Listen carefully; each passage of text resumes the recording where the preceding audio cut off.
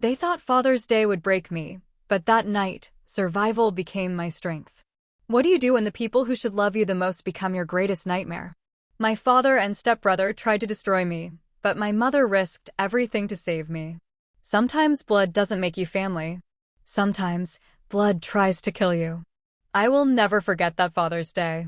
The table was still covered with food we had cooked to celebrate, yet laughter was nowhere to be found. My father's voice thundered through the walls, sharp and cruel. My stepbrother stood beside him, his eyes cold, like he had been waiting for that day to break me. Before I could even understand what was happening, they both turned on me. My father's hand was raised, my stepbrother's shove knocked me against the table, plates crashing to the floor. The pain was not only on my body, but deep inside my chest, where it felt like my heart was being ripped apart. And while this storm was raging, my mother stood at the doorway, tears streaming down her face. She looked at me, then at them, and I could see her decision forming. It was a dangerous one. It was the kind of choice that could cost her everything she had ever worked for. And that was the moment my world split in two. But how did it all get this far? Only a few months before, everything looked different. My father was never the gentle kind, but he used to try to show his face as a family man in front of neighbors and church members. On Sundays, he would iron his only white shirt, walk into the church smiling, and everyone thought he was a good man. They didn't see the way his belt became a weapon at home. My stepbrother, Jason, had moved in after his mother died. He was a few years older than me, tall, with a strong build that gave him an advantage over me in everything. At first, I thought having a brother would mean protection and friendship. I prayed for that. But very quickly, I learned that Jason didn't see me as family. He saw me as weak, as someone he could bully to win my father's favor. It started small.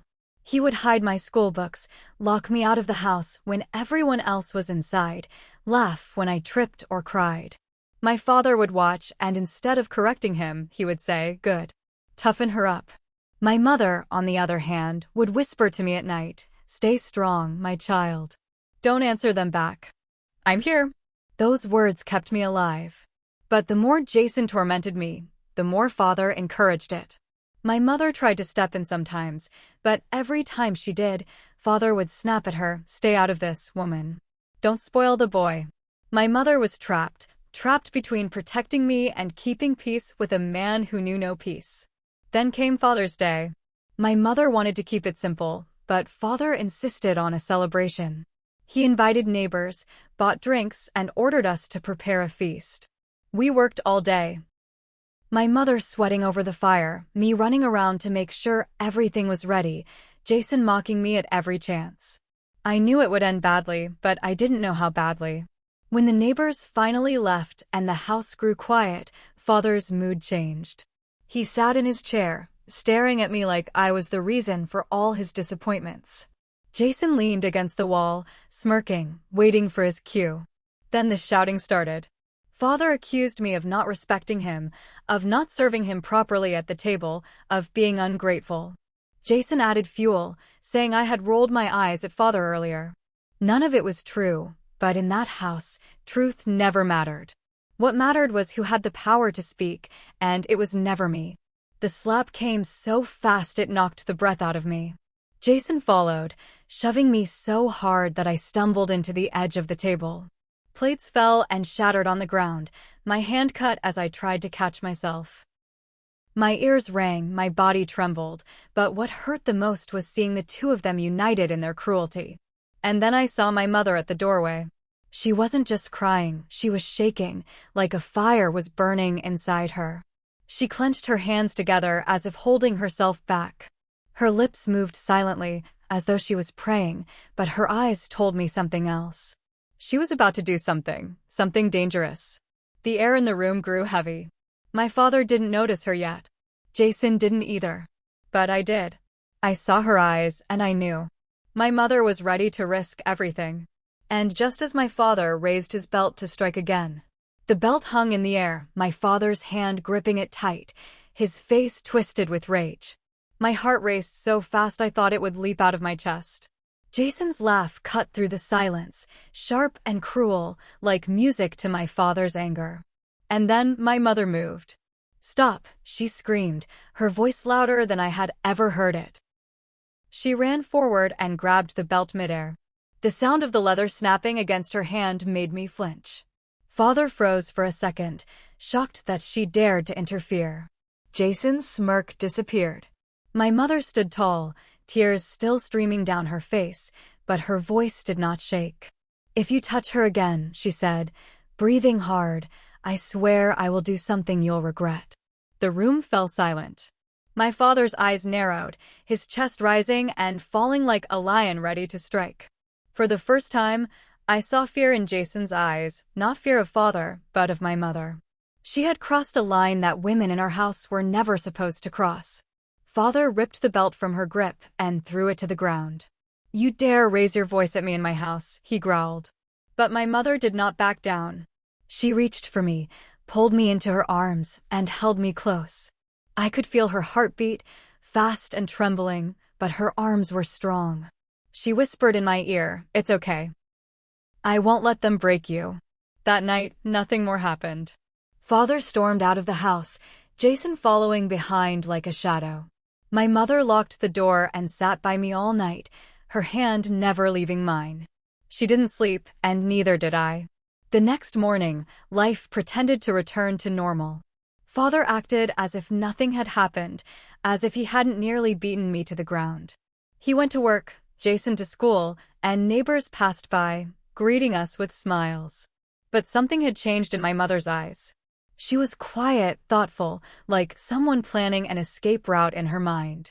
Days turned into weeks, but the tension never left. Jason continued his cruelty, pushing me when no one was watching, whispering lies about me to father, stealing my things. Sometimes father would believe him and punish me. Other times, he would punish both of us just for the noise. But my mother, she was always watching. She started keeping small secrets, hiding money inside the lining of her clothes, whispering phone calls late at night when she thought father was asleep, folding away documents in a bag. At first, I didn't understand. Then one night, she told me. "I'm saving for a way out," she whispered. "But you must not tell anyone. Not even Jason. Promise me." I nodded, though my throat felt tight. A way out? Could it really be possible to leave father? The thought filled me with both hope and fear. Yet escaping wasn't easy. Father controlled everything, the money, the house, even the stories people believed about him. To the outside world, he was the hardworking man who provided for his family. Nobody saw the monsters he and Jason became behind closed doors. If my mother made one wrong move, everything could collapse, and the punishment would be worse than anything we had faced before. Then came the day that shook us again. Jason returned from school angry. He accused me of telling his teacher lies about him. I hadn't said a word, but he cornered me in the kitchen when no one was around. His fists slammed against the table, his voice low and threatening. "If you ever try to get me in trouble again, I'll make sure father finishes what he started on Father's Day." My knees shook. I tried to run, but he grabbed my arm, squeezing so tight I thought it would snap. My mother walked in just then and saw it. She shouted his name, but instead of letting go, Jason looked her straight in the eye and shoved me so hard that I crashed into the wall, hitting my head. The room spun. My ears rang. My mother rushed to me, crying out my name. And that was when father entered, just in time to see me on the floor. He didn't ask questions. He didn't check if I was hurt. His eyes blazed with fury, and he grabbed my mother by the wrist, dragging her toward the door. "You've poisoned this house," he roared. "If anything happens to her, it'll be your fault, not his." My mother screamed, fighting against his grip. For the first time, I saw my father's rage turn fully against her. And that night, everything changed again. My mother's screams filled the house as father dragged her across the floor. His grip on her wrist was so tight her skin turned red. I tried to stand, my head still dizzy from hitting the wall, but Jason shoved me back down. "Stay out of it," he hissed, his face dark with satisfaction. But how could I stay out of it? My mother was fighting for her life. She clawed at father's arm, kicking, pleading, "Let me go. You'll kill me." Father didn't stop until he had shoved her against the wall. His voice was a roar that shook me to the bone. You dare challenge me in my house? You dare turn my children against me? His words stabbed me like knives. I wasn't turning against him. I just wanted peace, safety, love. But in his mind, I was the enemy, and my mother was the traitor who fed me courage. Jason stood watching, his lips curled into a cruel grin. To him, this was entertainment. For a moment, I thought father would hit her. His fist was clenched, shaking in the air. My mother looked at him with fearless eyes, even as tears streamed down her face. She didn't flinch. She didn't beg. She simply said, if you break me, who will cook your meals? Who will clean your house? Who will hide your shame from the world? Her words stunned him. Slowly, his fist lowered. He let her go, and she crumpled to the floor, gasping for breath.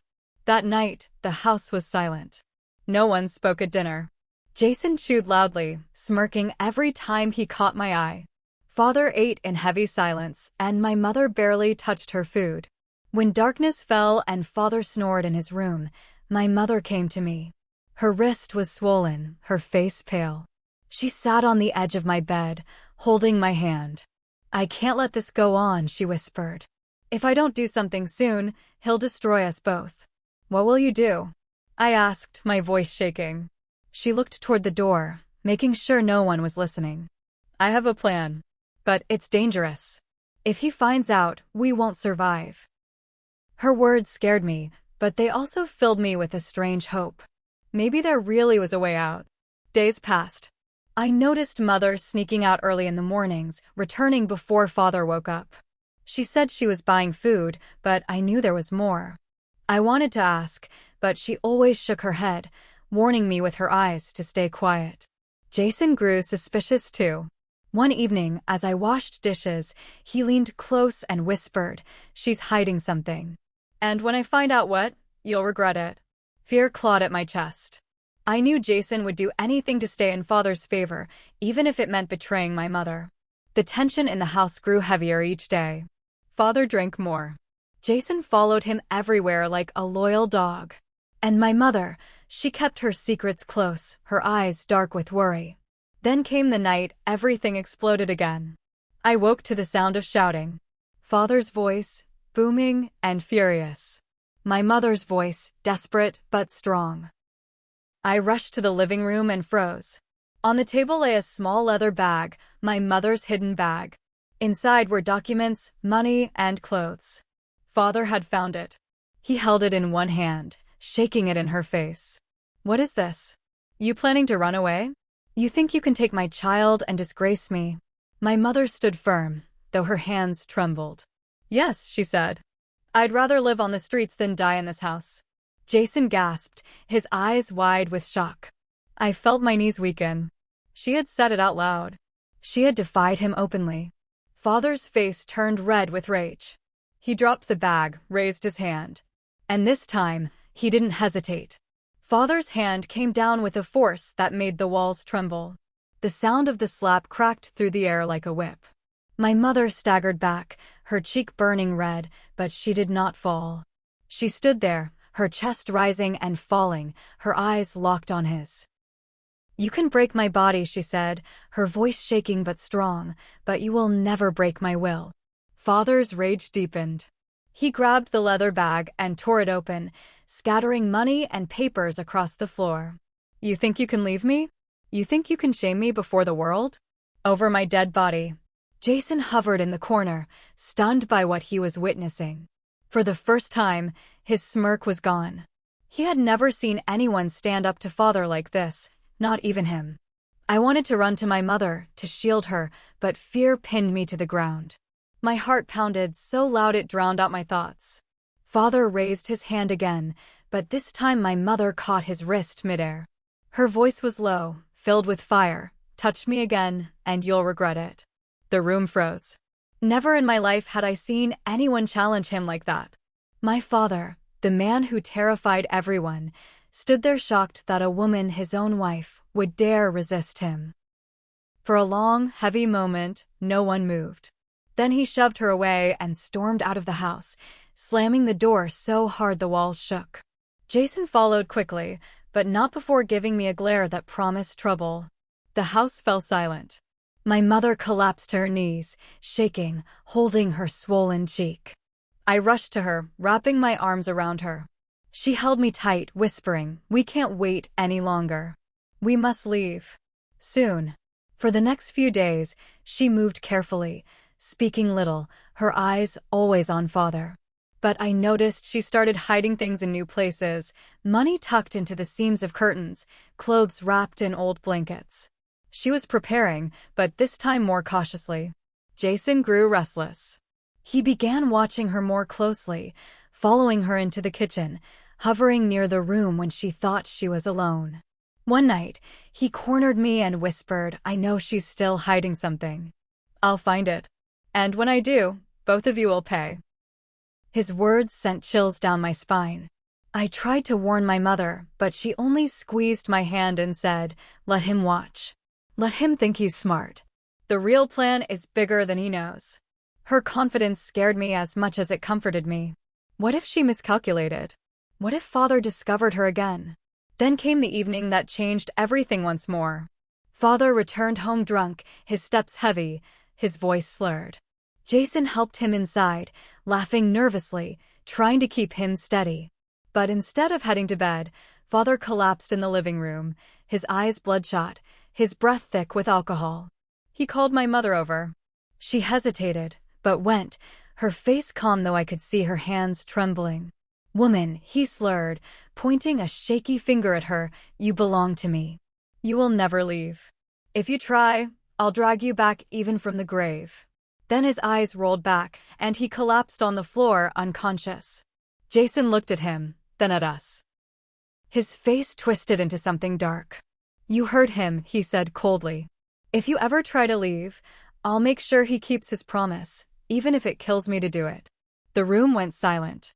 My mother's eyes widened, and I felt her grip tighten on my arm. Jason wasn't just Father's shadow anymore. He had become his echo. And in that moment, I knew Jason wasn't going to let us escape alive. Jason's words hung in the air like poison. His eyes were wild, his fists clenched, and though Father lay unconscious on the floor, it was as if his spirit had passed into Jason. My chest tightened with dread. For the first time, I realized Jason wasn't just cruel, he was dangerous. That night, I could not sleep. I heard Jason's footsteps pacing the hallway, back and forth as if guarding us.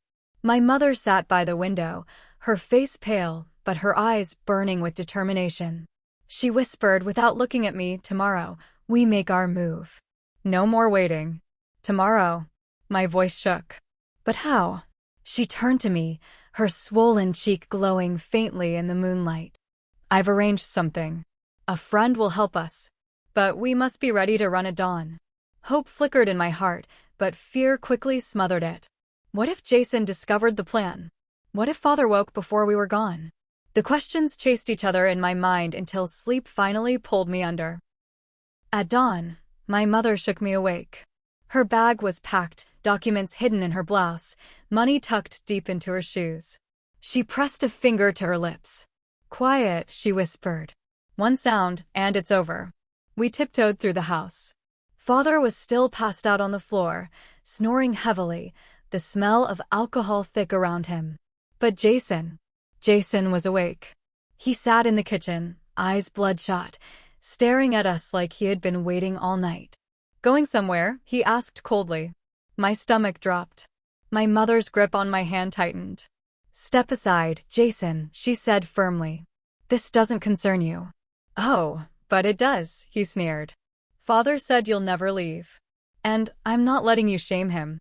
Not while I'm alive." He blocked the doorway. His body was bigger, stronger. For a moment, it felt hopeless.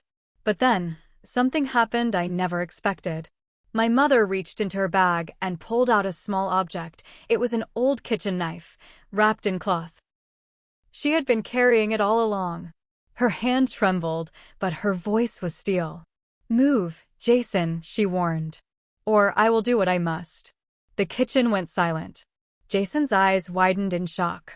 For the first time, he realized she wasn't bluffing. But he didn't step aside. He lunged forward. My mother pushed me behind her and raised the knife. Jason froze, the blade inches from his chest. Her hand shook violently, but her gaze never wavered. "You will not touch my child again," she said. "You will not keep us here. If I have to risk everything, even my life, I will." The power in her voice broke through Jason's madness. Slowly, he stepped back, his face pale. For the first time, Jason looked afraid. She grabbed my hand, and together we ran out of the house. The morning air hit my face like freedom. Down the road, a car waited, her friend's car. We jumped in, and before Jason or father could follow, the engine roared to life, carrying us away from that prison we had called home. As the house disappeared behind us, I looked at my mother. Tears streamed down her face, but she smiled for the first time in years. "You're safe now," she whispered. "We're safe." I leaned against her, my heart still pounding, and realized something. It wasn't just bravery that saved us. It was sacrifice. My mother risked everything, her safety, her reputation, even her life, to protect me. And that was the greatest love of all. Life lesson. No one should ever endure abuse in silence. Sometimes the bravest act is to speak up, to fight back, or to walk away, no matter the cost. Love is not about control, fear, or power. True love is the kind that protects, even when it means risking everything. The car sped down the road, each turn carrying us farther away from the house that had been our prison. I clutched my mother's hand so tightly my fingers hurt, afraid that if I let go, we would be dragged back. My heart pounded with both relief and terror. But freedom didn't feel the way I imagined. My eyes kept darting to the rearview mirror, half expecting to see Father's car or Jason sprinting after us. Every shadow on the road looked like danger. My mother's friend, Mrs. Parker, drove in silence. Her face was stern, her knuckles tight on the steering wheel. Finally, she spoke.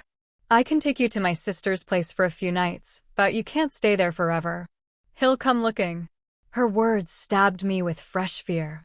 Escape wasn't the end. It was only the beginning. We reached a small cottage on the edge of town. It was old, with peeling paint and a sagging roof, but to me, it looked like a palace. For the first time in years, I felt the air of a house that didn't hum with anger. That night, as we lay on thin mattresses, my mother stroked my hair. "We're safe for now," she whispered, "but we must be careful. Your father won't give up easily." I nodded, though sleep did not come. Every sound outside, the barking of a dog, the rustling of trees, made me jump. I dreamed of Jason's cold eyes, of Father's belt raised in the air, and woke sweating, clutching my blanket. Days passed in uneasy peace. Mrs. Parker's sister welcomed us warmly, giving us food and shelter. But she too worried. "If your husband comes here," she told my mother, "it will bring trouble to all of us." My mother nodded, her face tired but determined. She spent her days making phone calls, whispering to lawyers and friends, trying to find a way to keep us safe permanently. Sometimes I overheard words like protection order and custody battle. They sounded like heavy doors she was trying to push open. I went back to school, pretending everything was normal. But Jason's shadow followed me. Kids whispered about me, saying they had seen him hanging near the gates, asking questions. I felt his eyes even when he wasn't there. One afternoon, as I walked home from school, I froze. Across the street, leaning against a lamppost, was Jason. His gaze locked on mine, cold and sharp. He didn't move, didn't speak. He just stared, as if to remind me that he hadn't forgotten, that escape was only an illusion. I ran the rest of the way home, my chest burning. When I burst into the cottage, gasping for air, my mother's face went pale. "He's found us," I cried. "Jason is here." Her hands trembled, but her eyes hardened. She looked out the window, scanning the street. For a moment, there was nothing. Then, slowly, a figure stepped out of the shadows, Jason, standing boldly, his arms crossed, a cruel smile on his lips. He had followed us. And this time, he wasn't alone. Jason stood in the street, his smirk wider than ever, but what froze my blood was the figure beside him. My father. He was no longer the stumbling drunk I had last seen. His shirt was pressed, his hair combed, but his eyes burned with the same fire that haunted my nightmares. He leaned against Jason like they were soldiers on the same side, united by hatred. My mother's breath caught in her throat. She pulled me away from the window and whispered, "Don't move. Don't make a sound." But it was too late. My father's voice boomed across the street. "Mary, I know you're in there. Do you think you can hide my child from me? Do you think you can shame me like this?" The walls of the cottage shook with his rage. Jason laughed, his voice sharp and mocking. "Come out, or we'll drag you out." Mrs. Parker's sister trembled, her face pale. "You can't stay here anymore," she whispered to my mother. "If he causes trouble, the neighbors will blame me." Tears welled in my eyes. We had only just begun to feel safe, and already it was slipping away. My mother held my face in her hands. "Listen to me," she said. "No matter what happens, don't let them break you. Remember, you are worth fighting for." That night, Father and Jason didn't leave.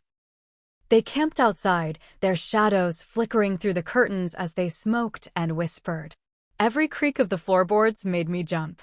My mother sat awake all night, her back straight, her eyes unblinking, as though her will alone could protect us. Morning came, but the danger did not fade. Father knocked on the door, his voice syrupy and false. "Mary, let's talk. Don't make this harder than it has to be. Bring her out, and all will be forgiven." My mother didn't answer. She packed the few things we had into a bag again, her hands steady though her face was pale. "We're leaving tonight," she said. "When it's dark, we'll slip out the back. I won't let them cage us again." All day, Jason and Father lingered, circling the house like wolves. Neighbors peeked from behind curtains, but said nothing. Nobody dared challenge them. When night finally fell, the cottage was cloaked in silence.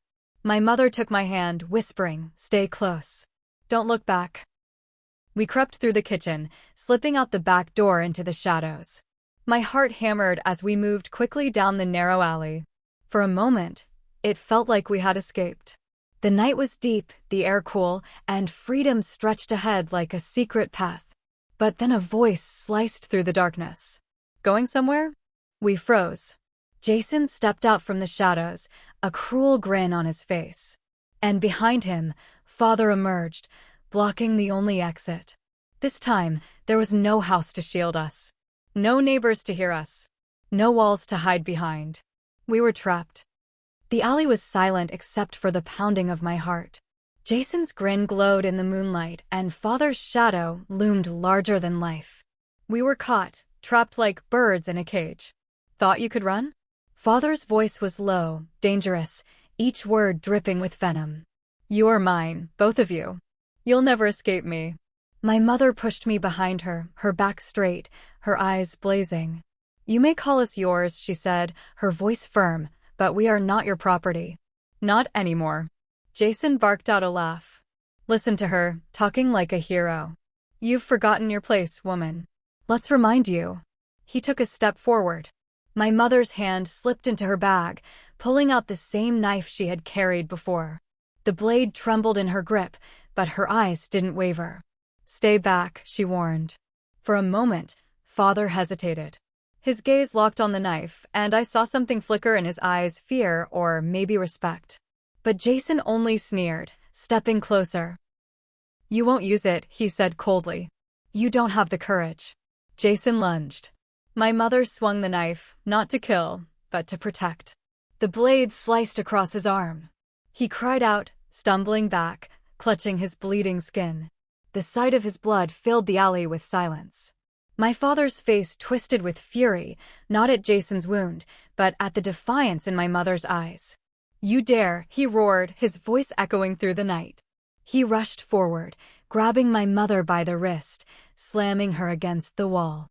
The knife clattered to the ground. Jason, clutching his arm, snarled through his pain, "End it, Father. Show her she can't win." I screamed, throwing myself at Father, pounding my fists against his back. He shoved me aside like I was nothing, but in that moment, something changed. My mother fought back. With her free hand, she shoved him hard, her strength fueled by years of silent suffering. He staggered, tripping over a loose stone, and for the first time, I saw my father fall. The alley went still. Jason's eyes widened. Father lay on the ground, groaning, his power shaken. My mother grabbed my hand, shouting, "Run." We sprinted through the alley, our footsteps echoing in the night. My lungs burned, my legs screamed, but I didn't dare stop. Behind us, Jason's voice rang out, furious and desperate. "You can run, but you can't hide. We'll find you again. We always will." We burst into the open road, breathless, the world stretching before us like an endless battlefield.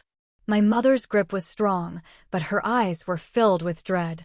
She knew the truth: escape was never simple. They would keep hunting us. And then, headlights blinded us. A car screeched to a halt inches away. The driver's door opened, and a tall figure stepped out. For a split second, I thought it was Father catching up. My stomach dropped, and I froze in terror. But when the man stepped closer, his face came into the light, and everything changed. The man stepped into the glow of the headlights, and my mother gasped.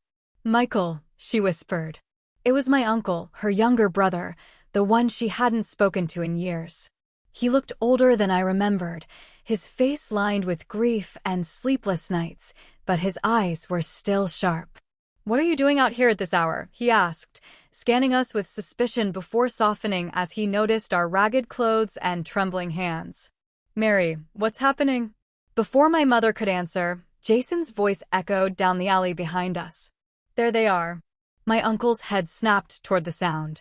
He clenched his fists, his jaw tightening. "Is that him?" My mother's silence was enough of an answer. Michael's face darkened. He had always despised my father's cruelty, but family loyalty and his own fear had kept him silent in the past. Now, seeing his sister and niece running barefoot through the night, something in him broke. "Get in the car," he ordered. We scrambled inside, and before Jason and Father could reach us, Michael slammed the door and hit the gas. The tires screamed against the asphalt as we shot forward, leaving them in a cloud of dust. Jason's furious howl chased us into the night. For the first time in weeks, I felt the rush of freedom. The wind whipped through the open windows, carrying away the suffocating weight of fear, at least for a moment. But Michael wasn't calm. His grip on the steering wheel was iron, his knuckles pale. "Mary," he said, his voice low but burning, "tell me everything. No more secrets. I should have stepped in years ago. I won't fail you again." My mother's voice trembled as she spoke. She told him about Father's violence, Jason's cruelty, our escape, and the danger that stalked us at every corner. Each word was heavy, raw, like stones being lifted from her chest. Michael's eyes glistened. "I should have known. I should have done something before it got this far." "You can do something now," my mother said, gripping his arm. "Help us disappear. For good." He nodded slowly, determination setting in his face. "Then that's what we'll do. I have friends, people who owe me favors. We'll find a place where they'll never touch you again." Relief washed over me. For the first time, hope felt real, not just a fragile dream. Maybe this was the answer we had been waiting for. Maybe this was the beginning of safety. But then, just as the thought crossed my mind, flashing red and blue lights filled the night sky behind us. A police siren wailed. Michael cursed under his breath. "Hold on." The patrol car sped up, closing in. My heart sank. Were they here to help, or had Father called them first? My mother clutched me tightly, her voice a whisper in my ear. "Whatever happens, don't let go of me." The siren grew louder, the lights brighter, until the road ahead was swallowed in chaos. And then, as Michael pulled the car to the side, the officer stepped out. And it was someone we knew. The officer stepped into the glow of his headlights, and my stomach twisted. It was Officer Daniels.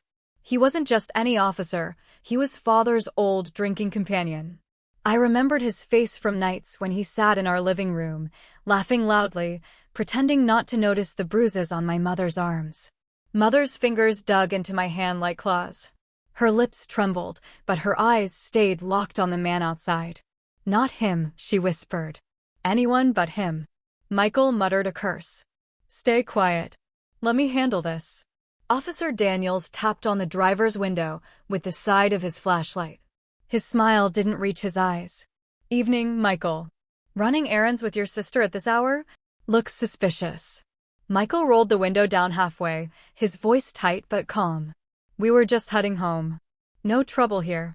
Daniels leaned closer, his gaze flicking to me, then to my mother. Funny, he said slowly. Because your husband's been looking everywhere for them. Said they ran off, caused him a whole lot of shame. You wouldn't happen to be hiding them, would you? My heart sank. Of course father had already poisoned the police with his lies. Michael didn't flinch. They're with me now. And they're not going back to him. The air turned heavy. Daniels chuckled, but there was no humor in it. You don't get to decide that, Michael. A father has rights. You know the law. Mother's voice cracked the silence. A father who abuses his family loses those rights. You know what he is, Daniels. You've seen it with your own eyes. For a moment, Daniels' smile wavered. I hoped, that maybe her words had pierced through. But then he straightened, his hand resting on the holster at his belt. You have two choices, he said coldly. Come quietly, or I call for backup. And trust me, Mary, you don't want the whole station showing up. Tears blurred my vision. We were so close to safety, yet here we were again, caught between the claws of men who protected each other instead of the innocent. Michael's jaw tightened. His voice dropped to a whisper only we could hear. Stay calm. Don't show fear. Let me think. The seconds stretched like hours. Daniels tapped his flashlight against the car door, impatient, ready to strike. Then, just as he opened his mouth to demand again, a second pair of headlights appeared behind his patrol car. Another vehicle slowed to a stop. Out stepped a woman in plain clothes, her badge glinting under the streetlight. Her expression was sharp, her eyes locked onto Daniels with an intensity that made his smirk falter. Is there a problem here, Officer Daniels? She asked. Daniels stiffened. Detective Harper. I was handling it. But the way her gaze shifted from him to us told me everything. This wasn't just coincidence. She was here for us. Detective Harper's footsteps echoed as she approached, her gaze never leaving Daniels. I asked you a question, she said firmly. Is there a problem here? Daniels cleared his throat, trying to keep his swagger. Just doing my job. These 2-inch, he jabbed his flashlight toward my mother and me, our runaways. The husband filed a report. Says the wife kidnapped the child. Harper's brow arched, her arms folding across her chest. Kidnapped? Or escaped? Her eyes flicked toward my bruised cheek, then back to Daniels. Because I've heard whispers about that household. Whispers you should have followed up on long ago. Daniels shifted uneasily, his confidence cracking. Now listen, detective. No, you listen, Harper cut him off, her voice sharp as steel. You've looked the other way for too long. If you think I'll stand by while you drag this woman and her daughter back into danger, you're mistaken. Relief surged through me, but fear quickly followed. If Harper truly meant to help, Daniels wouldn't go down without a fight. And I was right. His hand twitched near his holster. Careful, Harper, he growled. You're sticking your nose where it doesn't belong. Michael stepped out of the car, placing himself between Daniels and us. If you're going to pull that gun, he said, his voice low and steady, you'll have to go through me first. The tension crackled like lightning. For a heartbeat, I thought the world would explode in violence. But Harper moved first. She stepped into Daniel's space, her badge glinting under the streetlight. You so much as unclip that holster and I'll personally see you stripped of your badge and locked in a cell. Understand? Daniels froze. His face flushed red, rage simmering beneath his skin. For once, he wasn't the one in control. After a long, taut silence, he spat on the ground and muttered, "This isn't over." Then he stomped back to his patrol car, slammed the door, and sped off into the night. The silence that followed was deafening. My mother clutched me against her, her body trembling. For the first time, her tears weren't just of fear, they were of relief. Harper turned to us, her expression softening. "You're safe now," she said. "But we have to move quickly. He'll run straight back to your husband. They'll be furious." Michael frowned. "Where do you plan on taking them?" "To a safe house," Harper replied. somewhere their abusers can't reach them. I've done this before. I'll do it again. Hope flickered inside me, fragile but real. Maybe this was it, the end of running, the beginning of peace. We climbed back into Michael's car, Harper leading the way in her unmarked sedan. The road stretched ahead, dark and endless, but for the first time in forever, it felt like it was leading us somewhere better. Yet the night had one last twist in store. As we neared the edge of town, a black van appeared in the rearview mirror. Its headlights glared, growing brighter as it sped closer. My stomach dropped. Michael's face tightened. My mother's hand squeezed mine. "It's them," she whispered. And the van didn't slow down. It rammed into the back of Michael's car. The black van slammed into the back of Michael's car with a bone-rattling crash. Metal screeched, glass cracked, and my scream was drowned by the roar of engines. Michael gritted his teeth, wrestling the steering wheel. "Hold on," he shouted. The car swerved, tires squealing as sparks flew from the undercarriage. The van rammed us again, harder this time. My head snapped forward, pain bursting across my skull. My mother's arms wrapped around me, shielding me from the glass that shattered across the seats. "Don't stop," she cried. But the van wasn't letting up. It pulled to the side, edging closer, trying to push us off the road.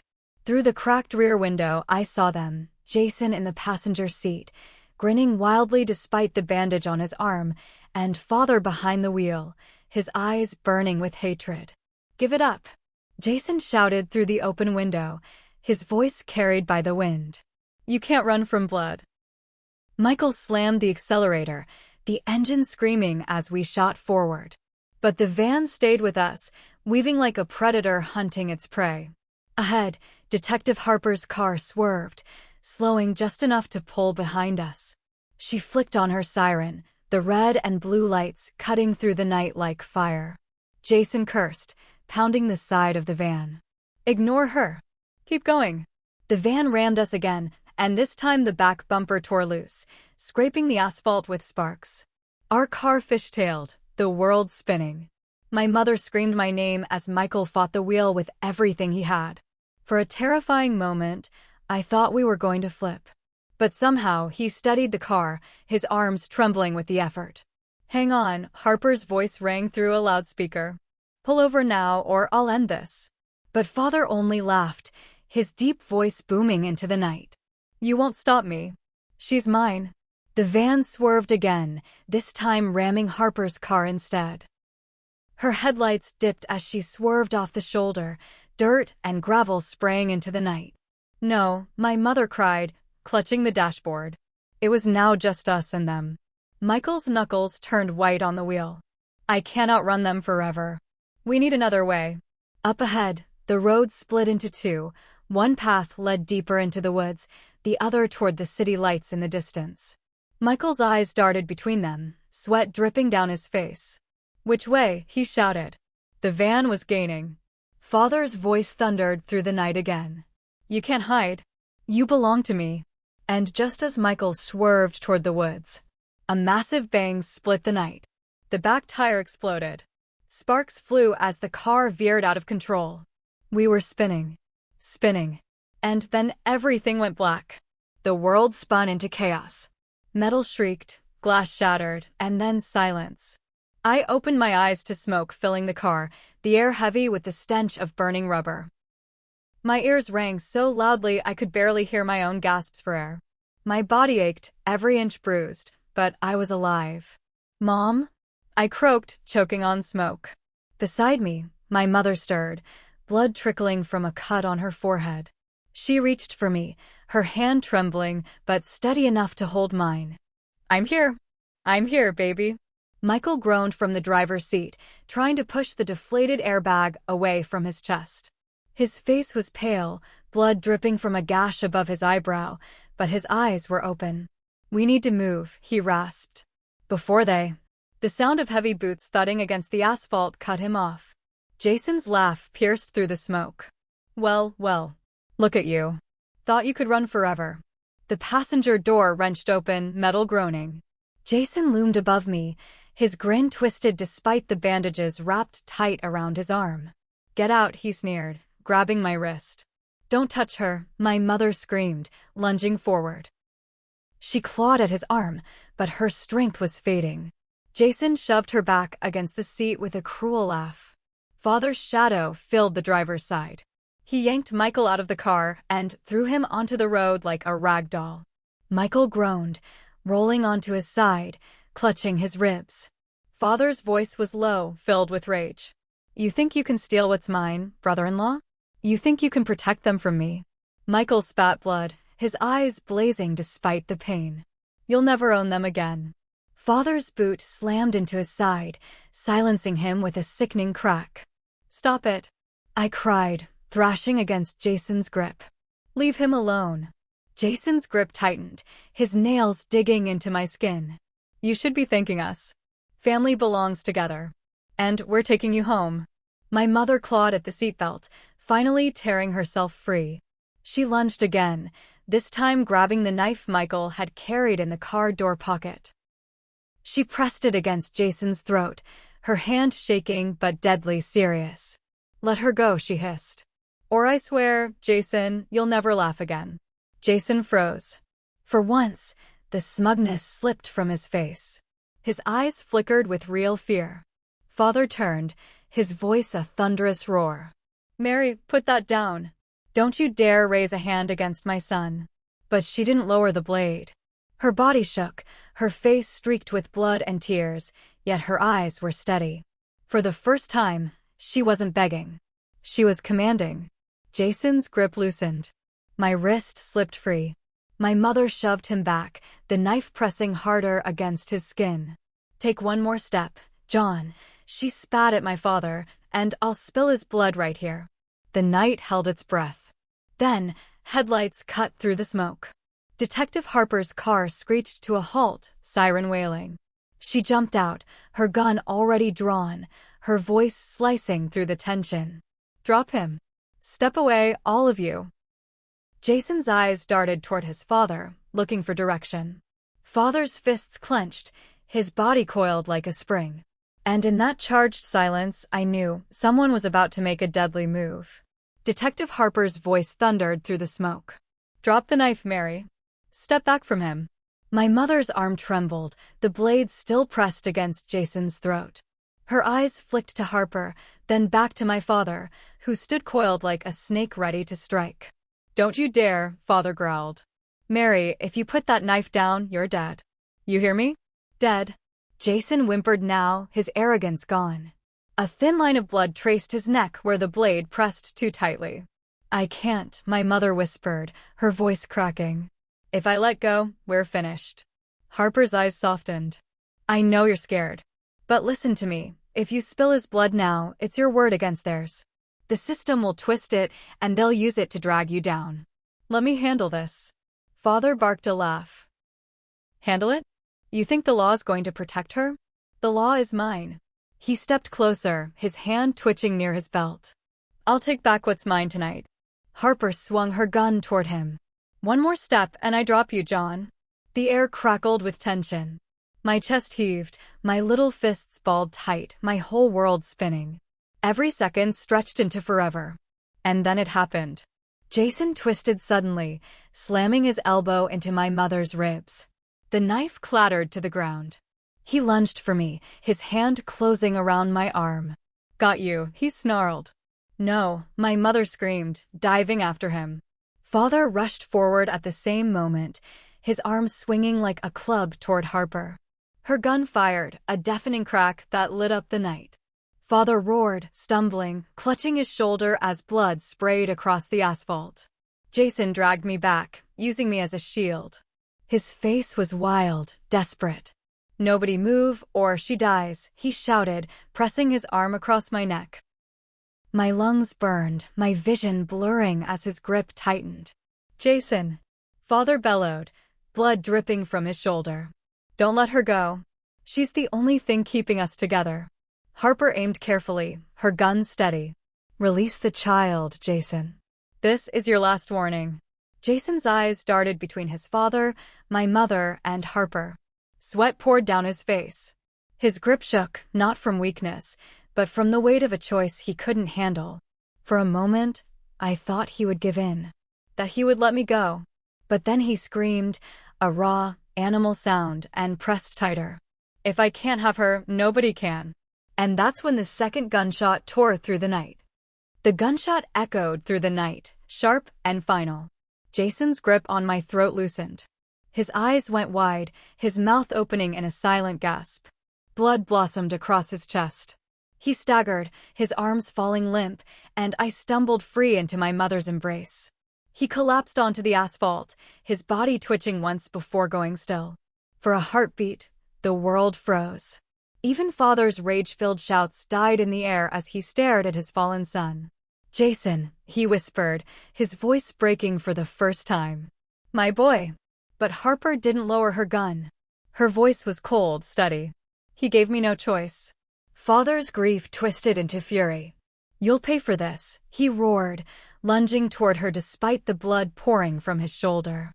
This time, it wasn't Harper who stopped him. It was Michael. Summoning every ounce of strength left in his battered body, he rose from the ground and slammed into Father with all his weight. Both men crashed into the dirt, but Michael held on, pinning him down. It ends tonight, John, he shouted. Father thrashed beneath him, spitting curses, his fists swinging weakly. But his strength was fading, his empire crumbling around him. And this time, nobody came to help him. Within minutes, backup sirens wailed in the distance. Other officers arrived, led by Harper's call. Father was dragged away in handcuffs, screaming like a madman, his voice echoing into the night until it disappeared. Silence fell at last. My mother sank to her knees, pulling me close, her tears falling hot against my hair. It's over, she whispered. Baby, it's finally over. Michael knelt beside us, wincing with every breath, but his eyes shone with something I hadn't seen before: peace. You're safe now, he said softly. Harper holstered her weapon, her voice quieter now. You've been through hell. But tonight, you survived it. You get to live free. The weight of her words pressed deep into my heart. For so long, freedom had felt like a dream too fragile to touch. But here we were, broken, bloodied, but breathing. The days that followed were hard. Jason's body was buried, Father sat behind bars awaiting trial, and the scars, inside and out, remained. But for the first time, the chains were gone. We found a new home far from that town, where no shadows of the past could reach us. My mother worked hard, Michael stayed close, and Harper checked in often. Slowly, laughter returned. Slowly, healing began. And I learned something I would never forget. Family is not about blood. Blood had nearly destroyed me. Blood had hunted me, scarred me, broken me. Family is about who protects you when the world turns cruel. Who fights for you when you have no strength left. Who risks everything so you can breathe free. That night, I lost a brother I never truly had. But I gained something greater: hope, courage, and the knowledge that even in the darkest alley, light can still find you. And that was the day I learned, survival is not weakness. Survival is strength. Life lesson summary. This story teaches us that blood doesn't always make family. Sometimes the very people tied to you by blood can be the ones who hurt you the most. True family are those who stand by you, protect you, and fight for you when the world turns against you. Survival is not weakness, it is strength. No matter how dark life becomes, there is always hope, and there are always people who will risk everything to help you rise again. Don't forget to like, comment, and subscribe for more touching video stories that inspire and heal hearts.